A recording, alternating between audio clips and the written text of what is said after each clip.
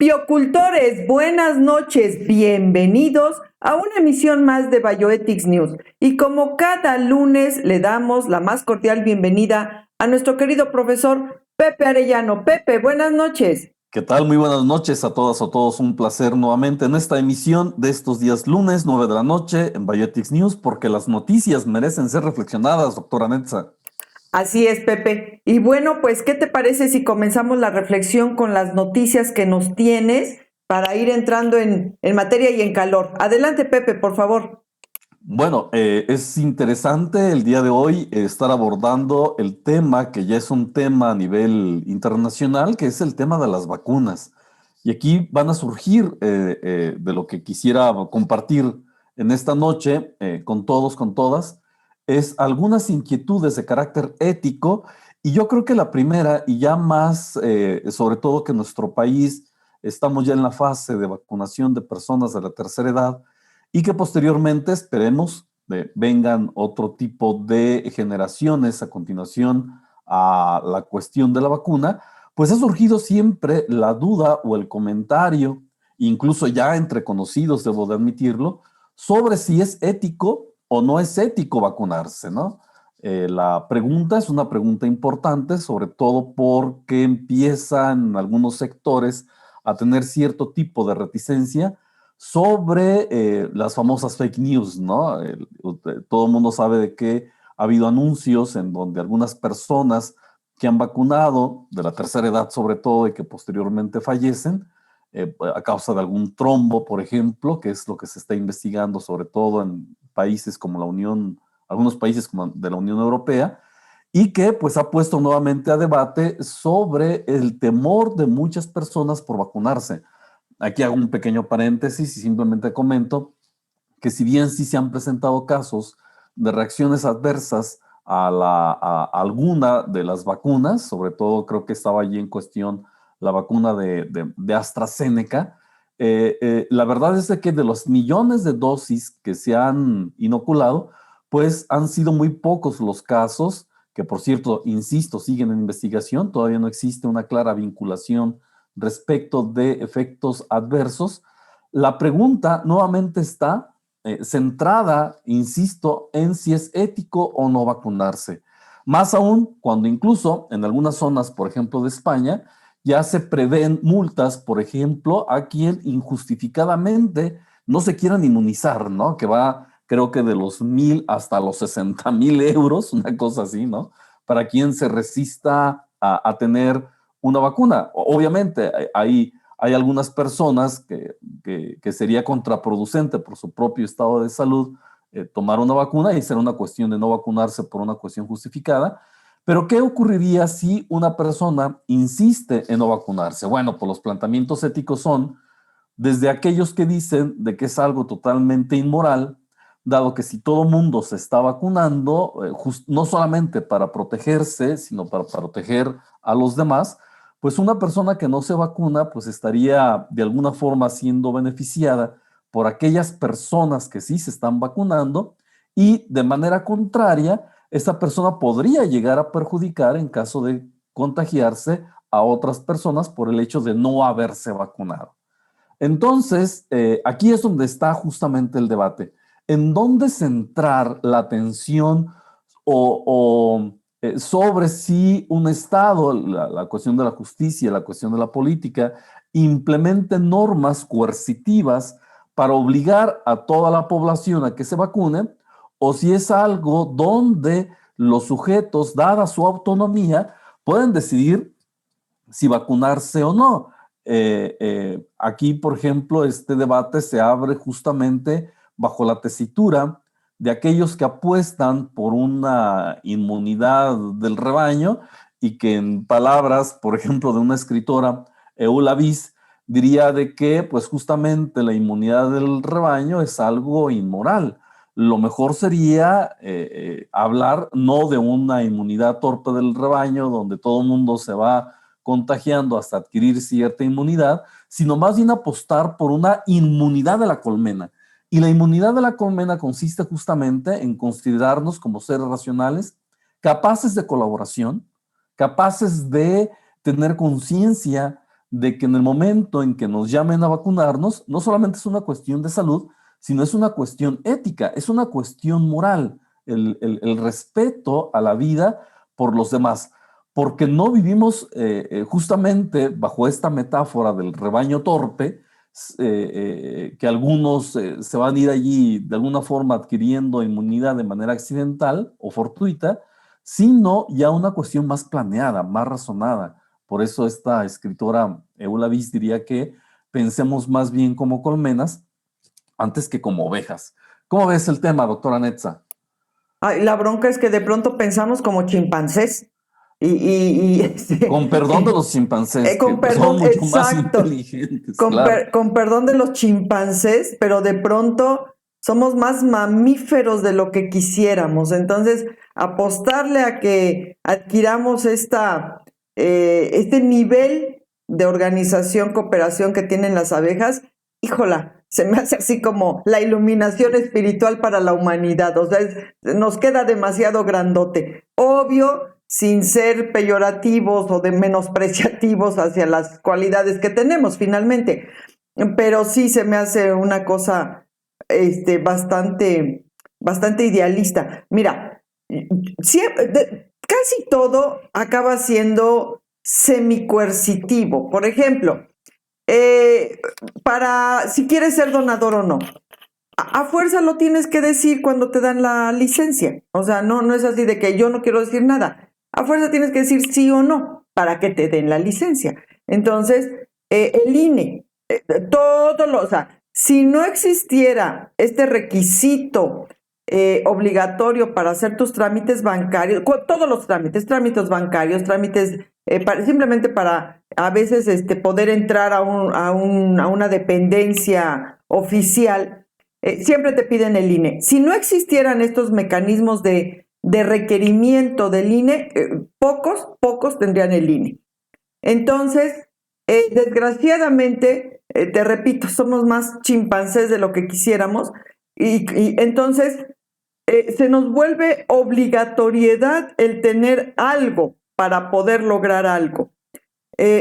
Si eventualmente se establece que si no estás vacunado no puedes tener acceso a alguna otra cosa, se me ocurre ahorita, por ejemplo, el IMSS es muy excelso para eso. Por ejemplo, el IMSS con la vacuna de la influenza, si no tenías registrado que estabas vacunado para la influenza, te quitaba tu carnet. O sea, te quitaba tu carnet y te lo devolvía en el módulo de vacunación de la influenza. Entonces ahí te vacunaban y ya te regresaban tu carnet. Entonces, son medidas a lo mejor coercitivas, no tan de forma tan directa, no una cuestión así de si no se vacuna, entonces esto y lo otro, pero a final de cuentas acaban siendo disciplinarias, por no usar la palabra coercitivo, donde te llevan al objetivo que se persigue. Y el objetivo que se persigue en este momento es que todos acabemos vacunados para minimizar el riesgo epidemiológico. Ahora, las personas que no aceptan vacunarse, pues también que intenten echarle raciocinio al asunto, porque a la vuelta de la esquina, los no vacunados van a acabar siendo los más expuestos, o sea, los de mayor riesgo de mortalidad al no tener anticuerpos, al no tener una línea de defensa contra el virus, porque entender que con la vacunación y todo, no es que el virus baje su letalidad, entender que el virus va a seguir siendo el virus, sino que los que desarrollamos una línea defensiva hacia esa letalidad somos nosotros, pero el virus sigue igualito o peor. O sea, la variante de Brasil, la variante del Reino Unido, sobre todo la de Brasil, nos está poniendo el foco rojo, muy rojo.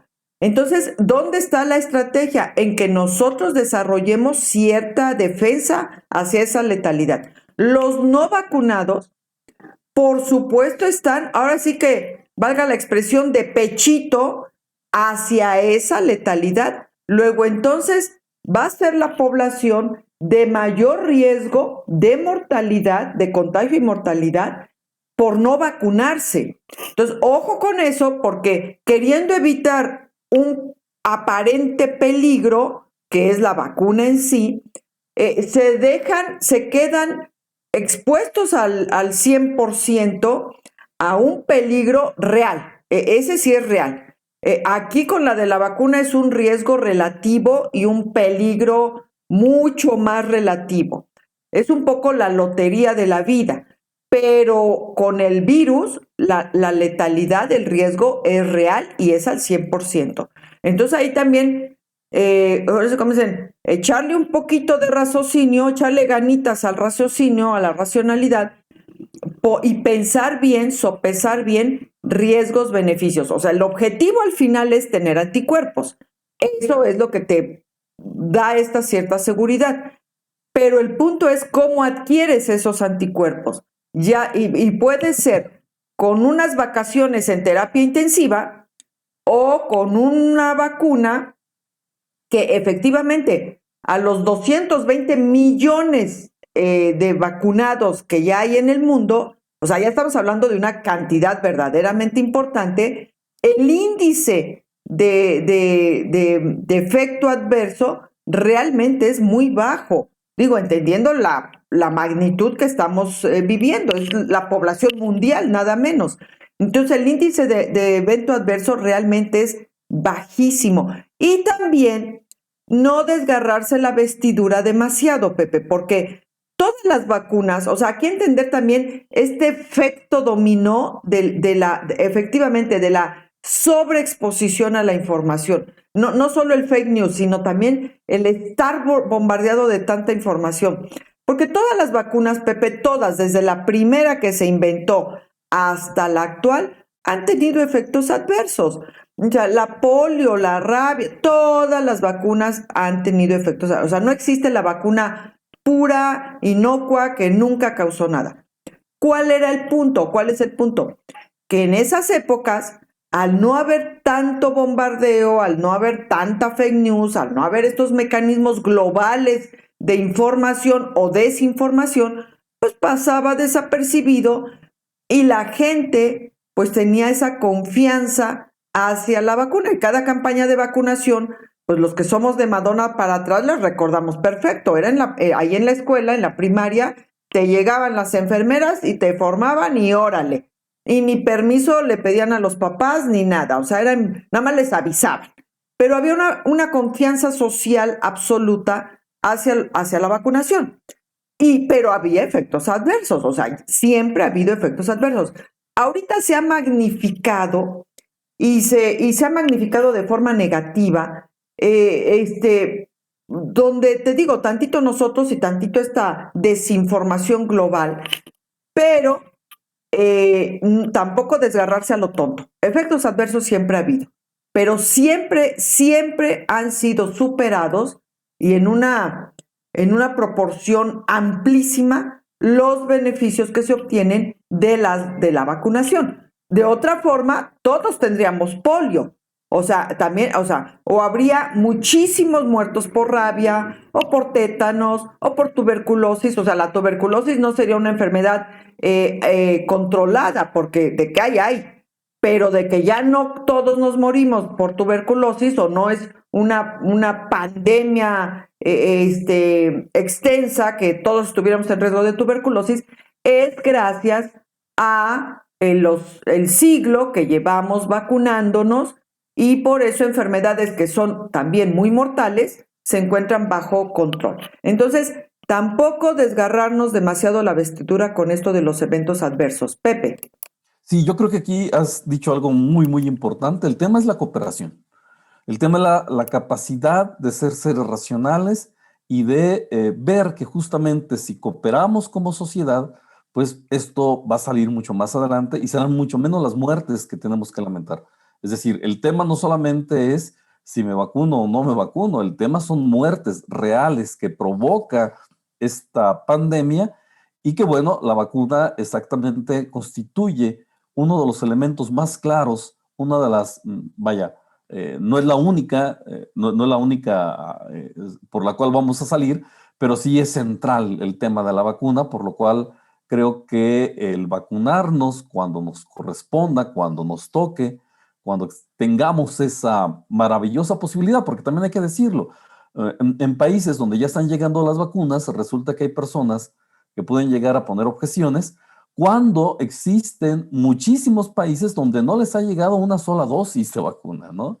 Es decir, estamos también en el centro de los países privilegiados. México se encontraría dentro de los países privilegiados, en donde están llegando, afortunadamente, lotes de vacunas con frecuencia de las distintas variantes y marcas que existen en el mercado.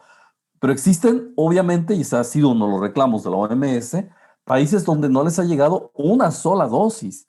Entonces, no solamente es una cuestión infame el no cooperar o no, dices tú, la expresión échale ganitas al raciocinio, sino que además no nos estamos dando cuenta de que hay países de que claman por el principio de justicia y de una distribución equitativa por este tipo de medicamentos, vaya, ¿no? Creo que es importante saber que México está haciendo lo propio, con estirones y jalones y todo lo que tú quieras, pero bueno, ahí va marchando, ¿no?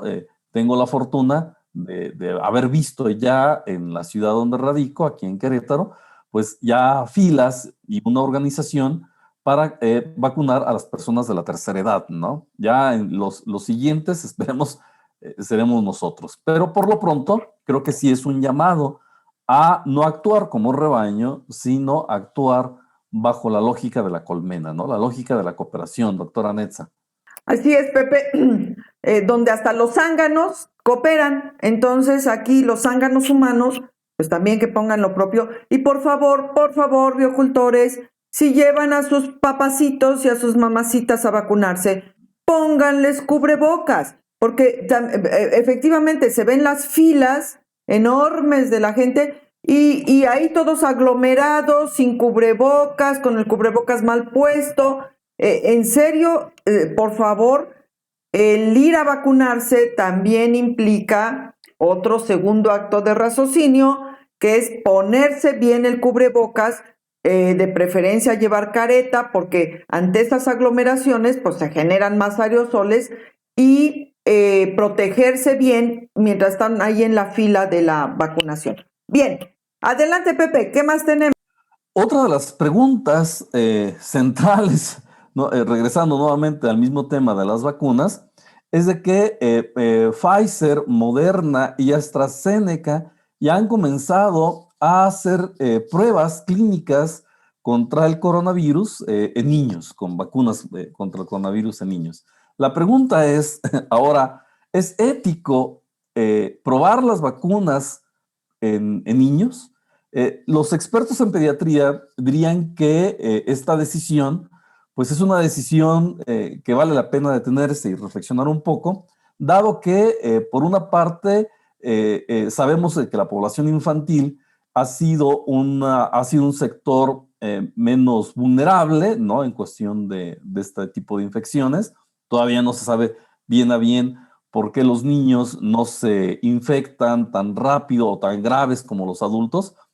Evidentemente sí hay niños que se han infectado, pero no con la magnitud ni con el impacto, por ejemplo, en personas de la tercera edad, y que además hubo un momento en que fueron estigmatizados, ¿no? En el sentido de que eran los hipercontagiadores o hiperconductores del contagio, pero que sin lugar a dudas el hecho de que ya se haya empezado a hacer este tipo de pruebas clínicas de esta vacuna en contra del coronavirus en menores de edad, pues nos lleva nuevamente a replantear la cuestión de si existen datos que se puedan derivar, sería una de las posturas, si ya hay una serie de, si todavía no terminamos de experimentar o las fases clínicas al 100% con los adultos y todavía nos hace falta cierto tipo de información, ¿por qué empezar con una población cuando la primera aún no ha concluido? No sé si me explico, ¿no? Es decir,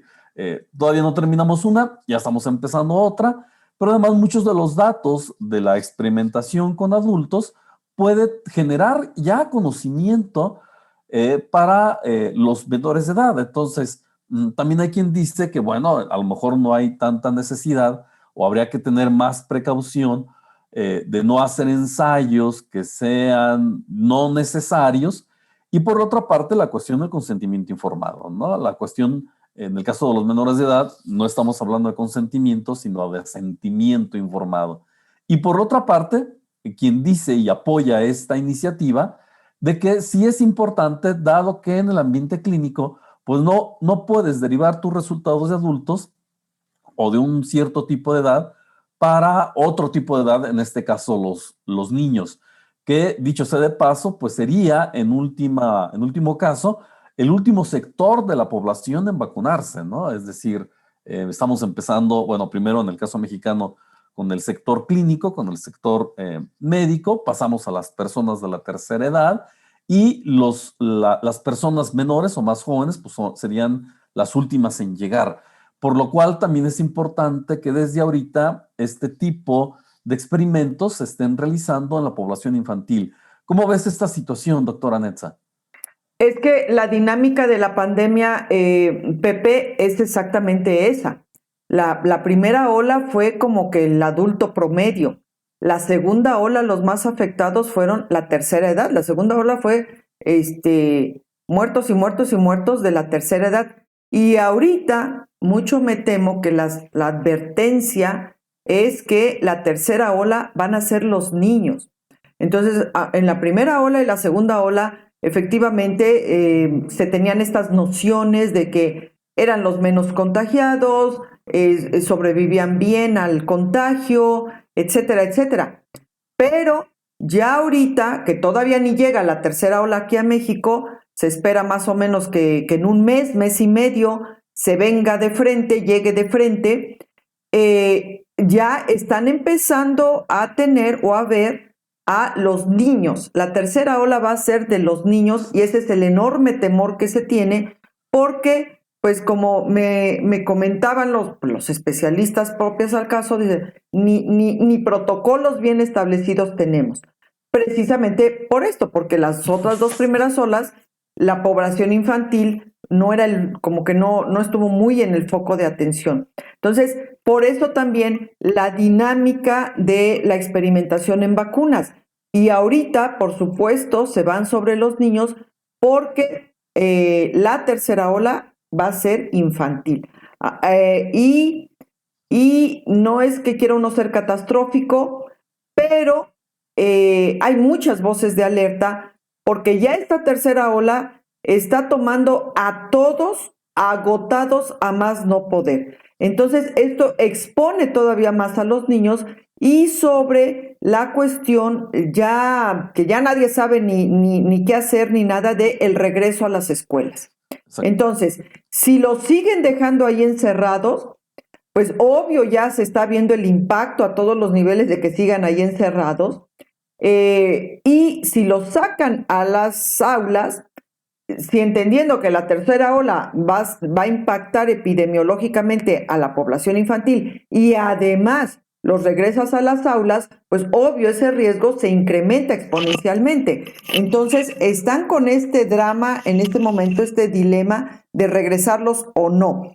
Se han establecido varias estrategias para un regreso mixto, un regreso escalonado, un regreso no sé qué, pero lo cierto, Pepe, es que así como vimos en la segunda ola el impacto en los adultos mayores, que fue bastante dramático, de verdad era impactante ver a viejitos y viejitos y viejitos y viejitos ahí en los covitarios y ver las condiciones en las que llegaban y lo más, pues, lo más cuestionable, saber que mucho de eso fue pues por los familiares, los propios familiares, o sea, que tú fuiste el que provocaste la muerte de tu propia madre por no usar el cubrebocas, por no llevar las medidas, etcétera, etcétera. Bueno, pues en esta tercera ola, ojo, porque ese mismo mecanismo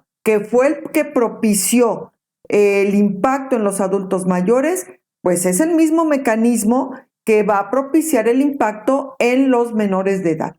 Entonces, el entender que no se va a dar, no va a suceder como sucedió con los adultos mayores, en la medida en que nosotros, los adultos promedio, estemos conscientes de la responsabilidad que nos toca. Entonces, ¿es ético no hacer experimentos en menores? Mira, entender que seguimos en estado de emergencia, porque sería, ¿es ético no tardarse más por no hacer experimentos en menores y con esto retrasar todavía más el beneficio hacia los menores por cuestiones, estas cuestiones de situación límite, de ética límite, donde puede costar, o sea, el tardarnos más al hacerlo de la forma tradicional, de la forma ortodoxa, por decirlo de alguna forma, el tardarnos más y que eso a su vez impacte en la sobrevida mundial de la población infantil, yo creo que el punto está ahí. No si es ético o no experimentar ahorita en los menores, sino si es ético o no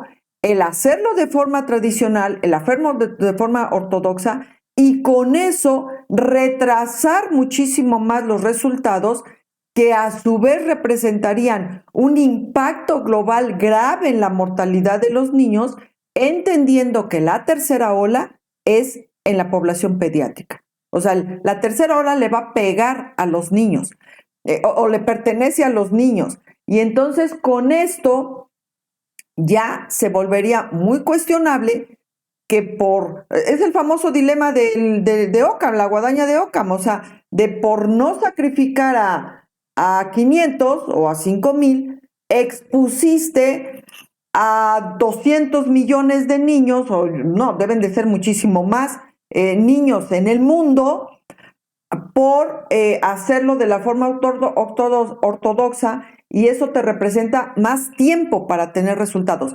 Y el problema aquí, Pepe, es que no tenemos tiempo. O sea, la tercera ola la tenemos ya en la nariz a nivel global, no tenemos tiempo.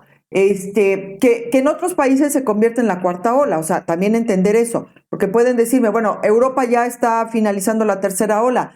Sí, pero entender que aquí también se meten otros factores ecológicos, geográficos, etcétera. Para ellos la cuarta ola va a ser la pediátrica. Para nosotros la tercera ola va a ser la pediátrica.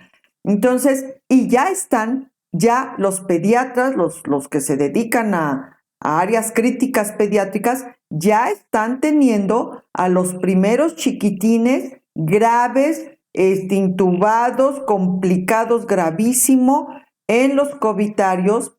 Y ahora la queja es que no hay infraestructura para establecer UTICOVIDs, o sea, unidades pediátricas exprofeso para niños, porque pues todos los recursos se fueron y crearon unidades COVID para adultos y ahora, ¿de dónde demontres sacas recursos, dinero, especialistas, etcétera, para generar unidades pediátricas COVID? Entonces, está el drama en pleno, los pediatras en las instituciones están despedazándose dicen, bueno, si no se puede, por lo menos que adentro de los covitarios, 1 o 2 camitas o 3 camitas nos permitan acondicionarlas para paciente pediátrico, porque ya están llegando los primeros niños contagiados graves a las unidades COVID.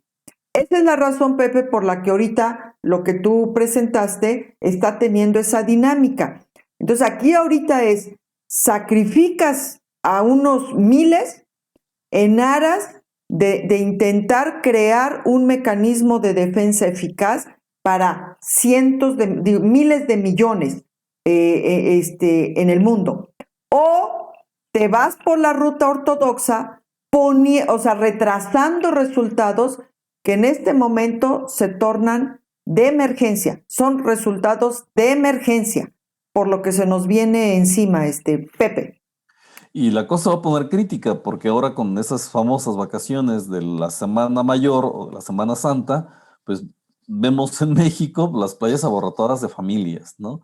Justamente hoy en la mañana miraba algunas escenas de algunos destinos turísticos principales en México, en donde familias completas viajaban hasta de 30 personas que rentan esa tradición de rentar un pequeño autobús y viajar todos, y pues los principales pues son los niños, todos los que van ahí, a ver cómo nos va, a ver cómo nos va, ¿no? Ya, ojalá que los datos no sean tan duros como se espera después de estas famosas vacaciones. Y a propósito, justamente hablando de vacaciones y de algo que es obvio, que es evidente, que todos pues queremos salir, todo el mundo queremos estar ya teniendo una vida habitual y estar viajando, estar yendo, como ahora comentaba, los destinos turísticos, pues vuelve nuevamente a debate a nivel internacional sobre las virtudes de los pasaportes de inmunidad, ¿no? Es decir, estos certificados de vacunación que pueden, por supuesto, ser controvertidos éticamente y que dan pie a situaciones de injusticia, ¿no? Donde, pues, tú puedes viajar o te puedes subir un avión o un barco, ir a un país, sí, solo si presentas ya tu certificado. De hecho, en algunos aeropuertos, en algunas líneas aéreas, pues no te puedes subir si no compruebas de que ya pasaste una prueba de PCR o peor aún, ¿no? De obligarte a vacunar si es que a recibir una vacuna si es que quieres viajar. Y vuelve entonces a debate sobre estos famosos pasaportes de inmunidad, en donde, claro, quien va a poder viajar es quien tenga acceso a las vacunas, quien tenga acceso a todo esto que actualmente se está dando de manera internacional, pero que sin dudas alguna, quien va a tener la posibilidad de viaje, pues seguirán siendo aquellas personas de aquellos países de clases privilegiadas y el resto del mundo, pues como diría el dicho, como los chinitos, ¿no? Nada más mirando, ¿no? Porque se convierte entonces en una cuestión de justicia. La cuestión de justicia que alguien diría, bueno, sí, los pasaportes tienen la virtud de generar cierto tipo de confianza en los vacacionistas, en las personas que viajan por negocios o por lo que sea, pero que esto tendría que aparecer solamente si la población a nivel mundial, pues tiene esta capacidad de acceder de manera justa a las vacunas, justamente, ¿no? Es decir, que no dependa simplemente de una cuestión de si una persona se quiere vacunar o no, sino que exista la posibilidad de una decisión pública, de una distribución justa de las vacunas que a todo mundo le permita en un momento determinado poder viajar o poder contar con este certificado de vacunación. Los certificados de vacunación también pueden dar paso a la cuestión de la estigmatización, ¿no? Así como ciudadanos de primera, ciudadanos de segunda. Alguien por ahí en algún momento leí que la población se dividía en personas sanas y en personas enfermas y que ahora tendríamos una tercera división, no solamente personas sanas, personas enfermas, sino ahora personas vacunadas, ¿no? Como una tercera clasificación. ¿Cómo ves, doctora Netza? Mira, yo de pronto siento que demasiado drama psicológico, porque es invertir la perspectiva.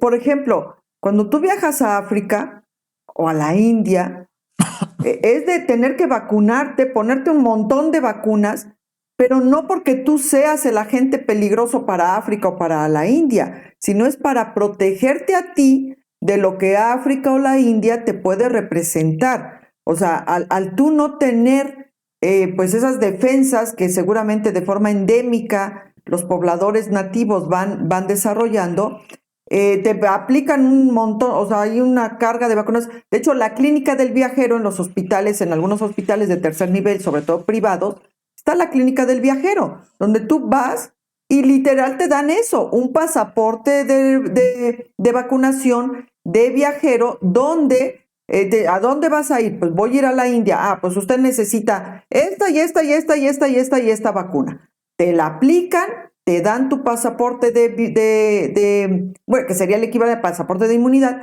pasaporte de viajero se le llama, y ahí ya está especificado qué vacunas ya se te aplicaron y llegas al aeropuerto, ya estoy vacunado. Con la idea de evitar, pues, que te vacunen en el aeropuerto, porque si no, no entras. Esa es o sea, si no, no entras, simplemente. Pero no porque tú seas el agente peligroso, sino es para protegerte. Esto sería lo mismo. O sea, si eres viajero frecuente y si eres que vas y vienes y, por ejemplo, un empresario de alto perfil que tiene que ir y venir y subir y bajar, no es porque tú seas el agente peligroso, es también para protegerte, pues hasta del aire acondicionado del avión. O sea, el puro aire acondicionado del avión puede ser un factor de contagio donde simplemente ya estás aterrizando al lugar donde ibas a ir a divertirte y lo único que haces es del aeropuerto, del hotel, dirigirte al hospital porque ya estás contagiado y ya estás mal y ya te regresan contagiado, mal, enfermo y nada más, ahora sí como dicen, y nada más para morirte en tu tierra. Entonces, entender también esto, o sea, el viajar, el solo hecho de subirte al avión es un factor de riesgo para ti. O sea, no porque la vacunación sea para que tú dejes de ser un agente peligroso para los demás. No, la vacunación es un medio de protección para ti. Y el que tengas el pasaporte, pues es asegurar que tú ya estás protegido. O sea, es quitarle mucho drama psicológico a esto, Pepe, y en lugar de estarlo viendo sobre la perspectiva de la carencia, empezar a verlo sobre la perspectiva de la posibilidad, de la fortaleza, o sea, del ser un poco más proactivos, y menos dramáticos en sentido negativo, para también salir de esto lo más pronto posible. Y cuando digo lo más pronto posible, Pepe, estoy hablando de mínimo de 3 a 5 años. Eso es lo más pronto posible. De otra forma, aquí vamos a estar 10 años después, suponiendo que seamos del Club de los Sobrevivientes, y ya todos encanecidos y diciendo, Pepe, pero es conveniente que se vacunen para que ya dejemos de tener olas epidemias. O sea, eso va a ser el epítome de lo absurdo. Entonces, es de verdad utilizar nuestras fortalezas y nuestras cualidades, empezando por la racional, para cooperar con todo lo que se tenga que cooperar, a todos los niveles, para que esto se acote en el mejor de los casos de aquí a unos 3 o 5 años. Pepe. Por lo menos, claro, yo creo que por lo menos sí, la pandemia no ha terminado, sigue, continuará, el virus ya es endémico, ya la OMS lo ha declarado endémico, tenemos que aprender a coexistir y convivir y ser responsables por los demás, por nuestras propias vidas, por los grupos vulnerables. Por supuesto, ese cuidado también implica un respeto al sector clínico. Afortunadamente ya no ha habido casos de violencia en contra del sector sanitario, como ocurrió al inicio de la pandemia, tú recordarás, ¿no? De esas agresiones brutales, bárbaras, irracionales, justamente hacia las personas que estaban ayudando en los primeros días a sacar adelante esta pandemia, y que creo que esta pandemia tiene la virtud, si se me permite decirlo así, de hacernos conscientes de la solidaridad, de la responsabilidad, del sentido de cooperación, del sentido de fraternidad o de sororidad al cual nos hemos topado y nos lo ha restregado una y otra vez la pandemia, ¿no? El reconocernos como seres vulnerables en todo momento, y que por lo mismo la ética es justamente este gran faro que puede ir guiándonos en las acciones a tomar durante los próximos, tú lo señalabas, yo iba a decir 3, tú te fuiste hasta los 5, a lo mejor nos estamos quedando cortos, ¿no? Pero bueno, por lo pronto esas son las expectativas reales. ¿Qué nos tienes, doctora Nessa? ¿Qué noticias o novedades hay el día de hoy? Pues mira, Pepe, dando un giro a tanto drama, hoy, bueno, este año la Conbioética celebra su 29º aniversario de existencia. Para los extranjeros que nos hacen el favor de acompañarnos, La Conbioética pues es la máxima instancia, la Comisión Nacional de Bioética, la máxima instancia de bioética en materia de bioética en este país, México, y pues cumple 29 años de existencia, Pepe, con los asegúnes que se le quiera a uno poner, pero lo real es que siempre será mejor que exista a que no exista. Entonces, pues cumple 29 años, enhorabuena, felicidades por el esfuerzo de sostenerse y confiemos pronto podamos dar aquí la noticia e incluso invitar a que nos acompañe, entender que muchas veces la postura detractora, crítica que hemos mantenido en Bioethics News hacia algunas situaciones de la conbioética, pues no es en el tenor de ser enemigos, sino en el tenor que nos compete de ser críticos, incluso pues al interior de la bioética. Sería una falta de respeto absoluto entre nosotros el no mantener una actitud crítica hacia nuestro qué hacer, pero ojalá algún día incluso tengamos el privilegio de poder invitar a el nuevo comisionado de la conbioética cuando por fin las instancias que le competen designen a alguien. Me parece sigue siendo el gran pendiente de la conbioética. Mientras, pues a quienes están ahí resistiendo y sosteniendo el barco como sea, pues una felicitación, una enhorabuena por este 29 aniversario. Están estrenando instalaciones, ya los cambiaron ahí por Ejército Nacional, cambiaron incluso de orientación geográfica de la ciudad. Y bueno, confiemos en que sigan resistiendo, aguantando ahí como sea el embate y que pronto podamos dar la noticia de un comisionado nacional. Pepe. Sí, desde aquí también refrendo esta felicitación a mis amigos, conozco a varias personas ahí, a mis amigas de la Comisión Nacional de Bioética, por ese tremendo esfuerzo. No son ajenos, ellos están muy conscientes de los embates, esa expresión que tú has utilizado, doctora Netza, que ha representado esta pandemia, y estar allí institucionalmente firmes y de pie, sin un líder, sin un comisionado o comisionada.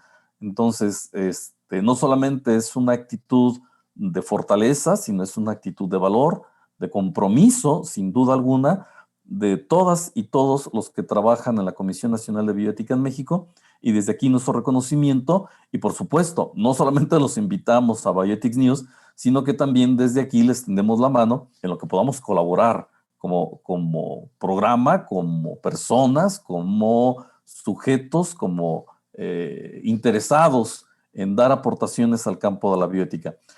Insisto, mis felicitaciones y abrazos a las y a los compañeros de la Comisión Nacional de Bioética por este 29 aniversario, doctora Netza.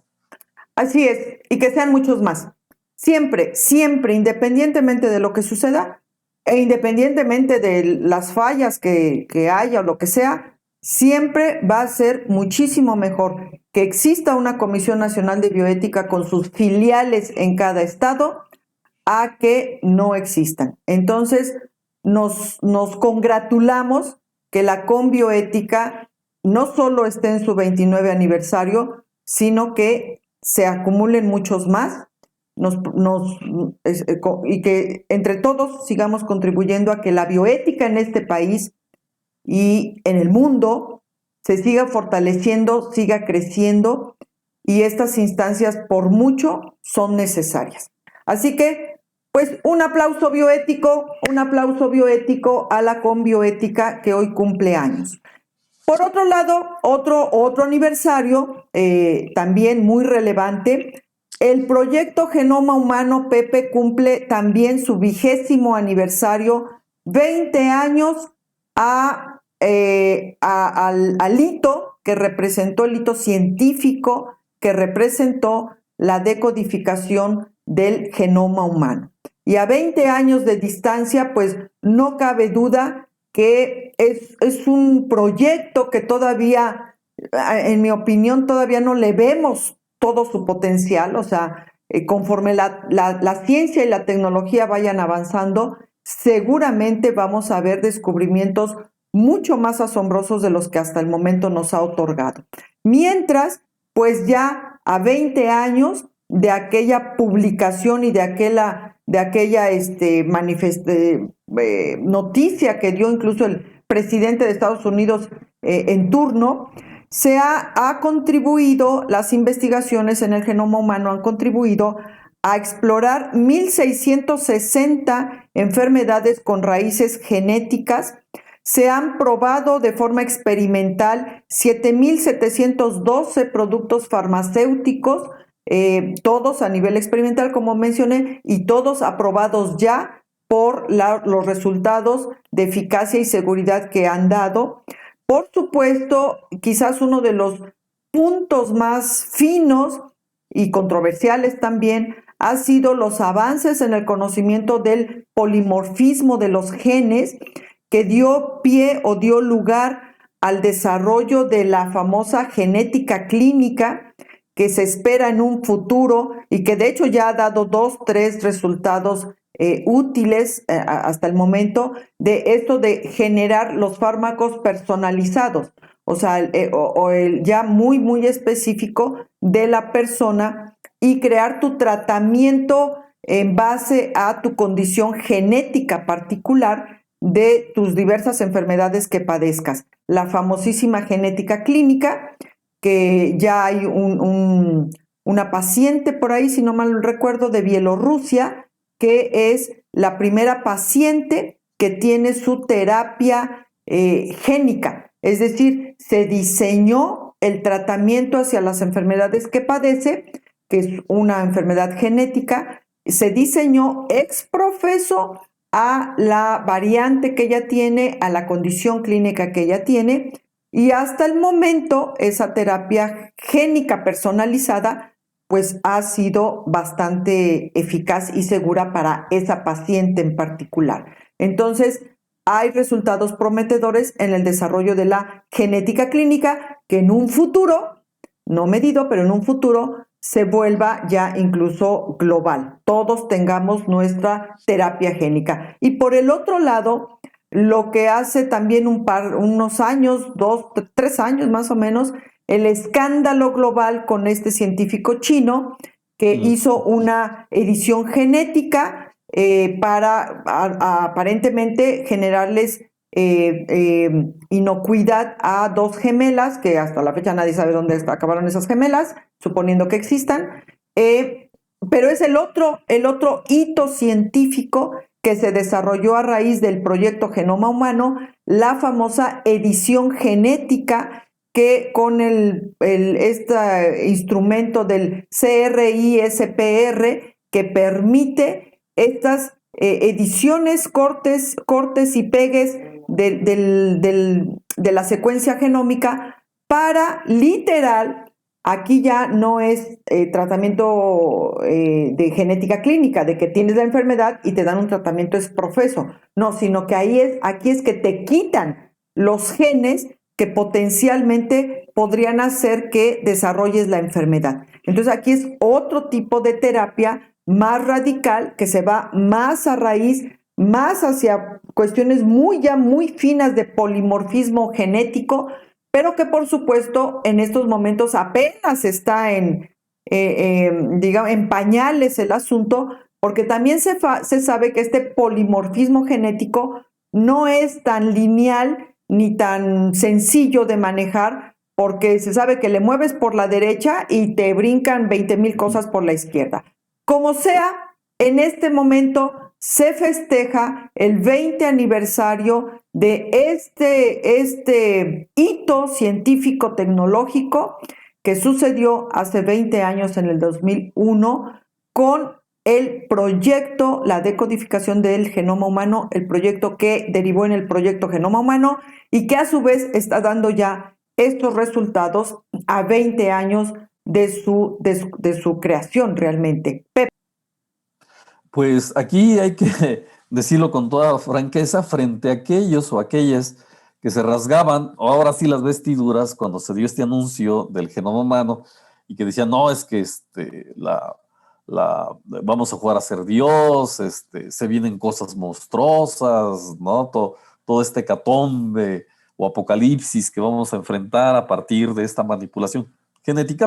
La verdad es que los resultados de ello, pues lo estamos viviendo hoy en día, justamente, regresando un poquito al tema, de que justo gracias a este tipo de conocimientos y de avances biotecnológicos, la humanidad cuenta hoy con una serie de vacunas que se derivan justamente de este tipo de conocimiento, ¿no? Y en un año, es decir, algo inédito también en la historia de la humanidad desde que apareció las vacunas, de que como relámpago, ¿no? Empezaron inmediatamente a realizar este tipo de secuencias, y tú recordarás, de las primeras noticias fue que se descifró el genoma justamente de este virus, ¿no? Es decir, el conocimiento del genoma humano y de la manera en que se hacen esos procedimientos, no solo para los seres humanos, sino en este caso incluso para un virus, pues ha dado como resultado concreto, real, palpable, visible, que la ciencia funcione, que hay que apostarle en todo momento al conocimiento científico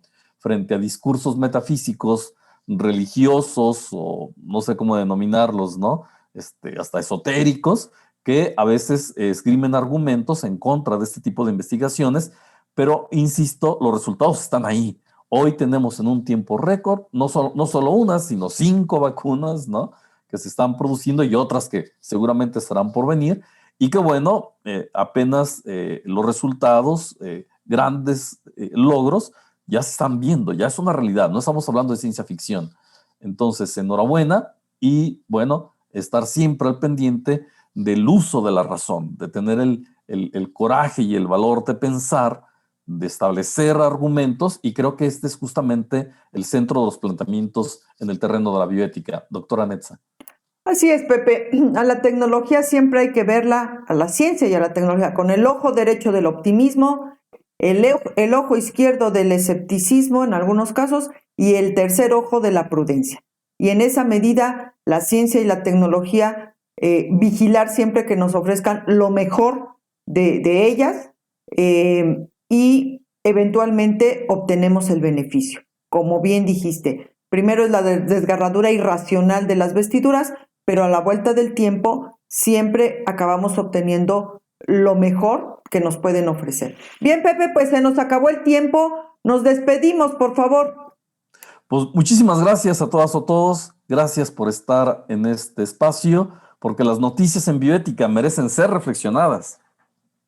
Así es, Pepe. Y recuerden, biocultores, por el bienestar de todos, cultivemos bioética. Se nos viene la tercera ola de frente. A armarnos para otra vez brincar y sobrevivir a una más. Hasta la siguiente. Gracias.